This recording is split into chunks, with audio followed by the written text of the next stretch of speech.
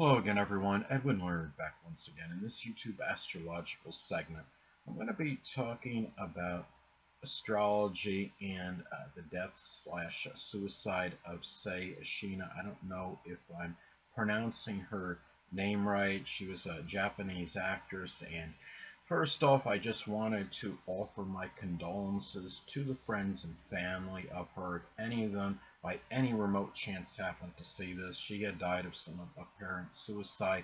I believe it was confirmed. It was on the September 14th and of this year, of course, 2020. And uh, anyway, just it's a shame. She's only 36 years old. You're hearing a number of people that are passing away because of suicide, and this is just something that reaffirms and validates what I've understood. And a lot of you may know. Some of you may not really be that cognizant of it, but it just, no matter how famous you are and how much renown you have, how prolific you are, and how much notoriety you've attained, etc.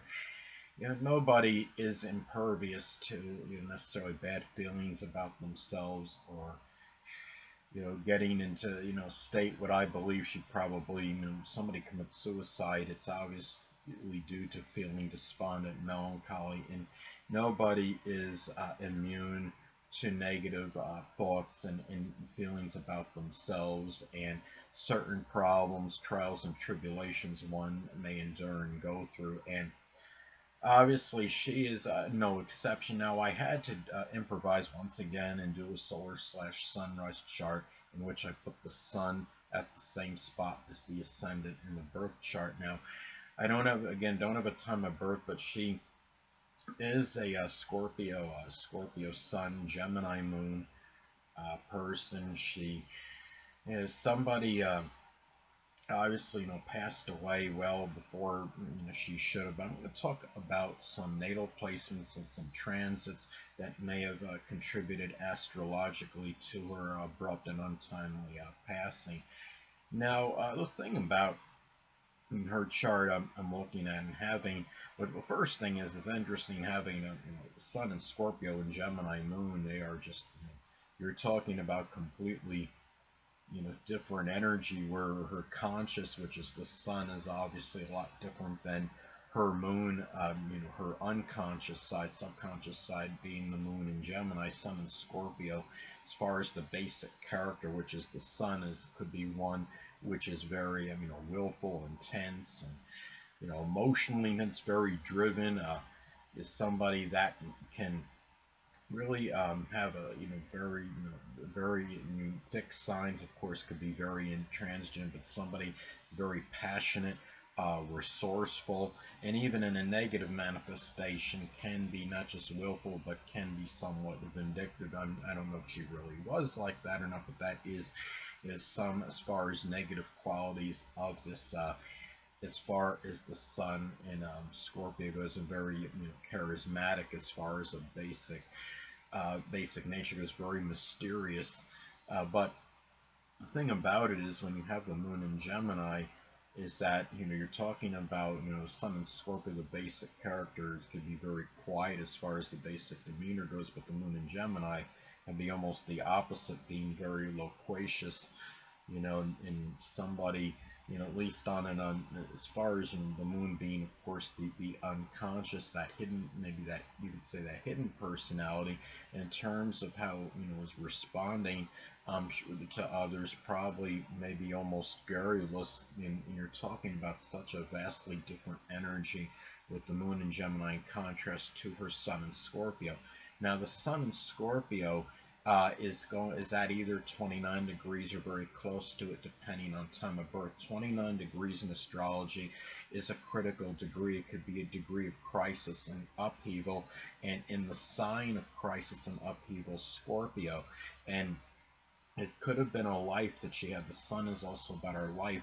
It's about really she may have had a life that was really exceptionally turbulent and tumultuous, given that the sun is either at 29 degrees Scorpio or very close to it. And Scorpio, when I say turbulent, tumultuous, Scorpio energy can be connected with that. And um, again, you're talking about a Sun and Scorpio person where she could be very emotionally intense. And then again, going back to the Moon in Gemini, somebody that, where the emotions can be a little bit more superficial. So even if this didn't make an inconjunct aspect, it likely didn't. It's still a very strong disparity of energy. Moon in Gemini can be emotionally versatile and not have very sustained emotions. So anyway, another thing I wanted to talk about as far as as far as natal placements, first that might have been tied into her passing. Now, based on the solar sunrise chart, she has Gemini at 29 degrees on the cusp of the 8th house. So I'm thinking she may have likely died from asphyxia for lack of breathing. It might have been cut off of the breathing supply. It may have been through hanging. I'm not sure. This I have not seen. I mean, it hasn't been elaborated on as far as the news goes on the internet. At least I haven't seen specifically what this was, how she actually died as far as committing the suicide, but she has 29 degrees Gemini on the cusp of the 8th house, and 29 degrees again could be a critical degree. It is a degree of endings, and it's also you're talking about on the 8th house cusp of death, and that's why I think it may have been, being in Gemini, might have been something where she had cut off something with the breathing, the respiratory area, something with asphyxia. She also had transit Neptune and Chiron in the 4th house of the end of life at the time of her suicide.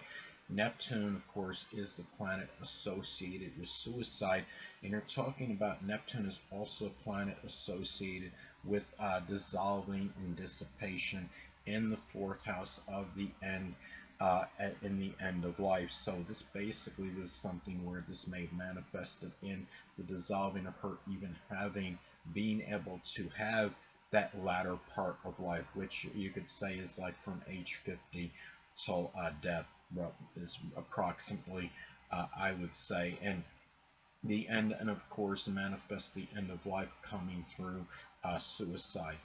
Now, another thing is when I'm looking at her chart as well, she also has Chiron in Gemini, and that could be an indicator of wounds and suffering, sometimes physical wounds. It's not just, Chiron is not just about emotional wounds. It can manifest in physical ones as well, and these can be injuries to the she could have propensity of injuries to the arms, the shoulders, the hands.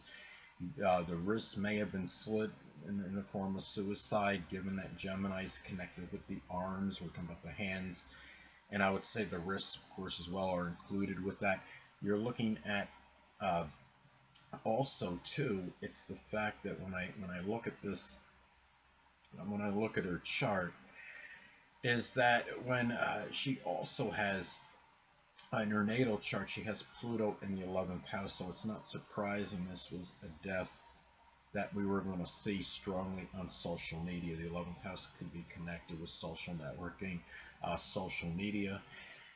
She also has I noticed too, she has some energy that's like mine, and compare, well, that's identical to mine actually in my chart. Not only does she have the moon in Gemini, Saturn is in her 12th house in the solar sunrise chart, and Saturn in mysterious secretive Scorpio in the 12th house could actually be very introverted and introspective. And the thing about that could actually be almost reclusive, which of course is had such a disparity to her.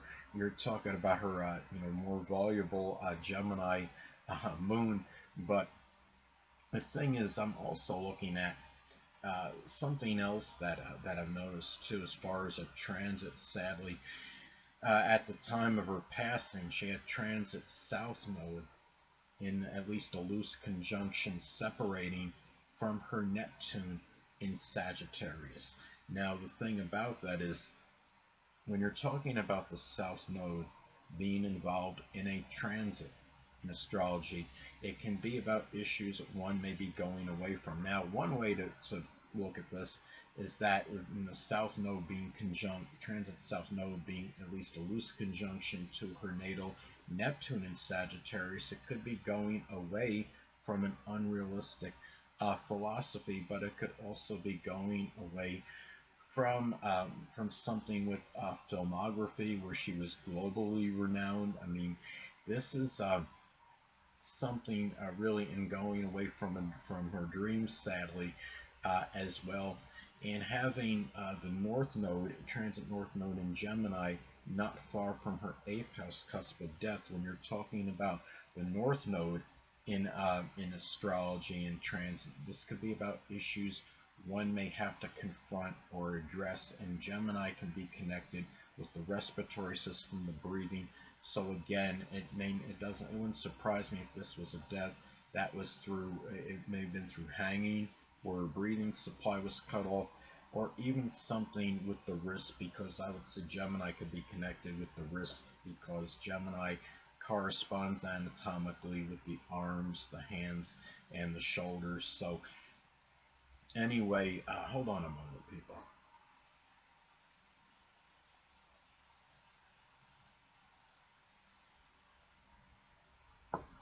She also had a number of transits in Capricorn in her 2nd house of self-esteem. You have that energy, the zodiac sign associated with despondency and melancholy and dejection, sadness, despair, in that 2nd house of self-worth and self-esteem. Transit Saturn in this one's 2nd house can show limitations, can manifest in limitations in self-worth and self-esteem, but you have the sign of limitations in there as well. She has Jupiter, transit Jupiter, Pluto, and Saturn in that 2nd house in her solar sunrise chart. And Pluto, unlike Saturn, Pluto can obliterate and destroy. This may have obliterated and destroyed her self-esteem and self-worth, sadly. And when I'm looking at her chart is as well, again, the Chiron in Gemini is also opposition her sun. I noticed in her chart, and the sun, of course, is about our life, our energy, vitality. And the thing too is, I noticed that she has another thing. She has, looking at this chart, I noticed an interesting series of it's a stellium that are in series of conjunctions in the 1st house in their solar sunrise chart. It starts out with the Sun in Scorpio. When you're delineating stellium, a series of conjunctions, it's done, of course, very systematically. You start out with the first planet in the series of conjunctions, and in that energy, it's like this astrological statement that culminates with the final planet in it.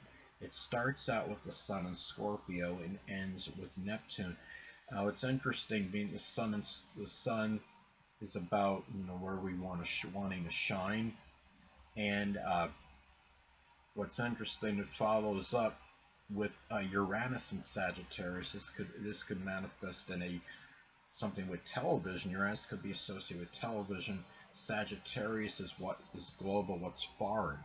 And I think she was in some series on TBS, so she had some work, I believe, that was shown in America. So that's like you could see that, perceive it as foreign, doing something with television, and as far as a foreign country goes, foreign from where she was born at least. And the next planet is Mercury, where being Mercury, where this was something that was obviously going to be communicated, be in the news, something where she was going to really use her mind very, very strongly, I would say. And the fact that it follows with Jupiter, done with a lot of exuberance and enthusiasm as well. And then you're talking, then ending with Neptune. Well, Neptune actually makes a a loose conjunction to Jupiter, but I'm calling a loose conjunction. And the series of conjunctions ends with Neptune in Sagittarius, and that ending planet, the end, what I call the astrological statement, which began with the sun wanting to shine and doing so in Scorpio in a very powerful, perhaps with a lot of uh, emotional intensity, and I don't know what role she played, but she may have played. I mean, I wouldn't be surprised with the Sun in Scorpio if she may have played some roles that were connected with something with mystery, or something with police work or detective work, being a detective, something with investigation. Now, in ending, let me go back, ending with Neptune in Sagittarius. And the thing about that is, ending, of course, Neptune could be associated with Saturn, with the end planet in that series of conjunctions, the satisfaction perhaps in attaining a dream that was global, or some fantasy, which began with her wanting to shine the sun, the first planet in that series of conjunctions, followed by, again, Uranus television. Now, this is also what I found interesting too in her chart, is that she has an opposition between Uranus. When looking at the Mercury in Sagittarius and the Moon in Gemini, I'm speaking in Gemini, I'm kind of going off on a Gemini Moon tangent here, but because that energy, there's such a strong disparity in that, because Mercury in Sagittarius could be about speaking that veritable truth, being very outspoken and direct in saying things that might actually demoralize somebody, being so overly blunt and outspoken. And then you have the Moon in Gemini, which on a subconscious level may want to say things what the person just wants to hear, and not as much hell bent on. It's not going to be as much hurting one's feelings. And the thing is, again, Moon and Gemini may often want to tell somebody what they want to hear, as opposed to the actual truth, and being veracious. So that is thought that was interesting. There's really not much more for that I had to say about this, as far as any transits and natal placements that may have been tied in to her passing. Again, it's very sad when you hear about these things. And she was also going through her nodal return in Gemini, and when you have nodal returns, often significant things can happen when this takes place. So anyway, there's really not a lot more I had to add on this. I noticed that transit Sun was making at least a loose square to her natal Neptune at the time. So this is something where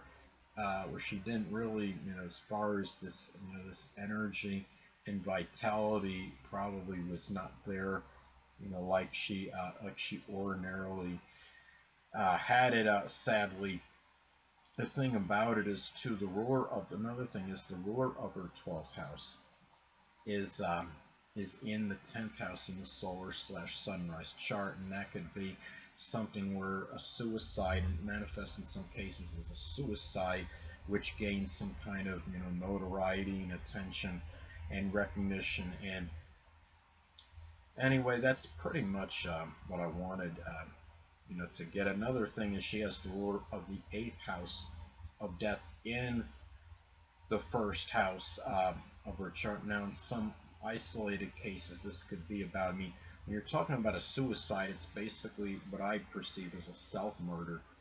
And this is something that falls in the first house of the physical body. So anyway, there's really not much more really wanted to add, or could add, as far as her sudden passing goes. And again, I want to go back to her Sun in Scorpio, Moon in Gemini. Again, the basic character, interesting, that which could be a lot of this willful energy and this emotional intensity of Scorpio may have been injected into propelled into manifold things, given that the Moon is in Gemini. Even things with just expressing many different things, communications, matters with dexterity. Sun and Scorpio can often have mechanical skill and ability, and that could be applied with that moon in Gemini being able to do so with very good dexterity and use of the hands. But anyway, people, that'll conclude this YouTube astrological segment. Until next time, people, Edwin Learnard saying stay well.